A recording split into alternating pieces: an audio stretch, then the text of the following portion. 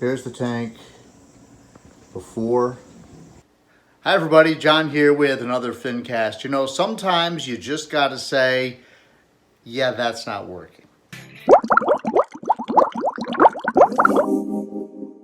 That was the case with my reef. The reef tank, you see it kind of over here over my shoulder. That's just an image of my 180 reef. And I've been working on it for a while. And when I first set it up, I went through this whole thing where I had done a deal with Real Reef Rocks, and I love that product. And they sent me a bunch of shelf rock along with some normal pieces, normally shaped pieces of live rock. And so when I put the aquarium together, I was determined to use the shelf pieces. And I looked at some stuff online that I really liked, some other YouTube channels, and seen how they had created space for fish to swim through.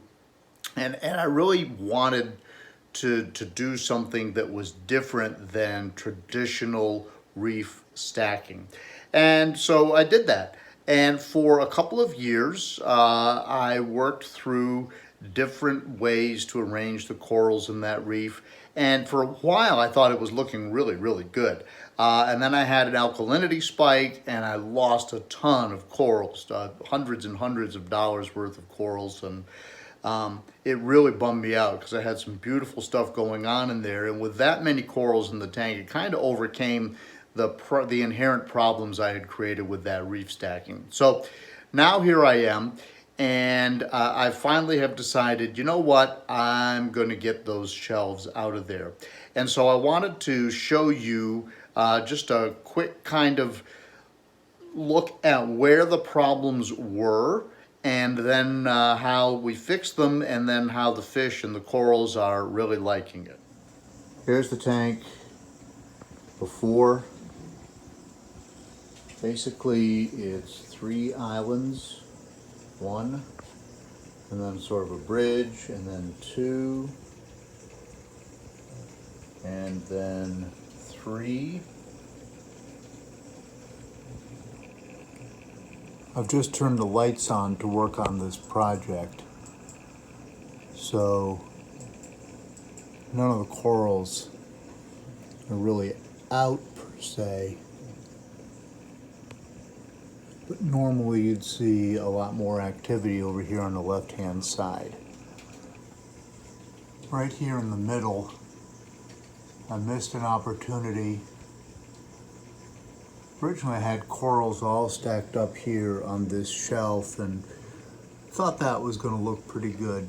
But basically this cave has become no man's land.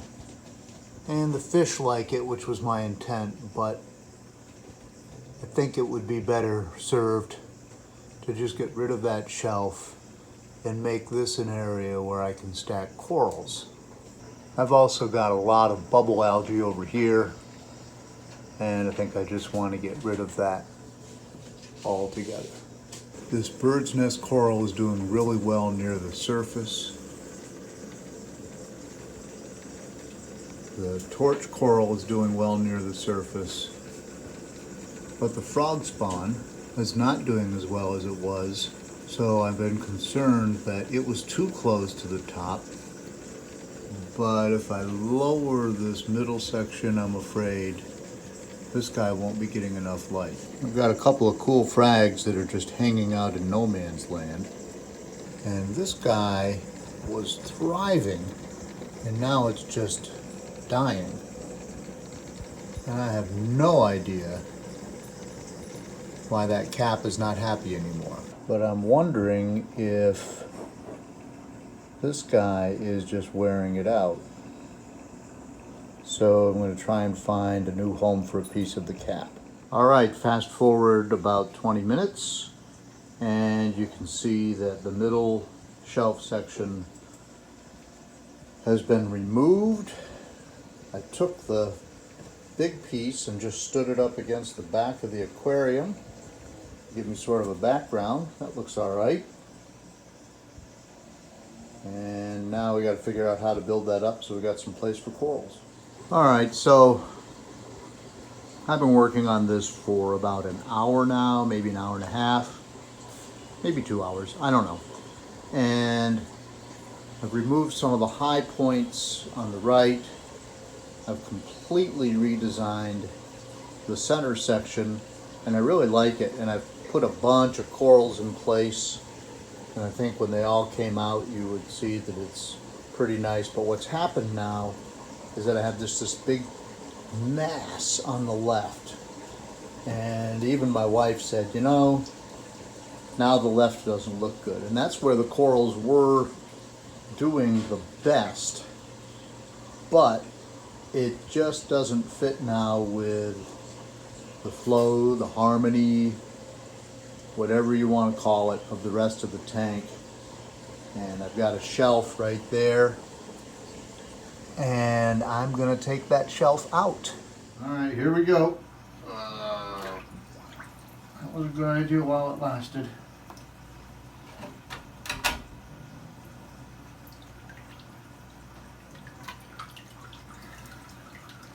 May still have a place for it, we'll see. Well, now I've just made a mess. Stirred up a lot of sand on the left-hand side. And so I'm gonna have to let it settle a little until I can figure out what the left-hand side's gonna look like.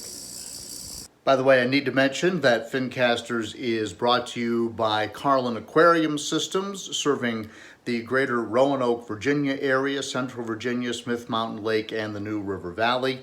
And in the description down below, I'll have contact information if you would like to have us come and maintain your aquarium in your waiting room or your home or your office. And we do many of those, and we have a beautiful series of aquariums that we maintain at Center in the Square in Roanoke. Now, moving on. So theirs was the problem. Now let's take a look at the aquarium after all that work has been done. Let's see how the corals like it. This is about 2 days after the redesign. So there's a look at the tank as it is right now. I like it. The water hasn't really cleared up yet. Gonna have to get on that. But the fish really seem to be liking it. I've got some hidey holes in there that they didn't have before. That's a new 4-line wrasse that I had added to the tank, and this fish used to hide all the time. Now he is out. That's one fish that really likes it. I wanted to be careful because I've got this wild colony of these feather dusters that was going crazy. And all the corals that are in place they seem to be happy. They seem to be looking good. The tank just doesn't have the pop that it once had. I need to get some corals with some red in there, but everything seems happy. So there's a look at the tank, and we'll see you in the next Fincast.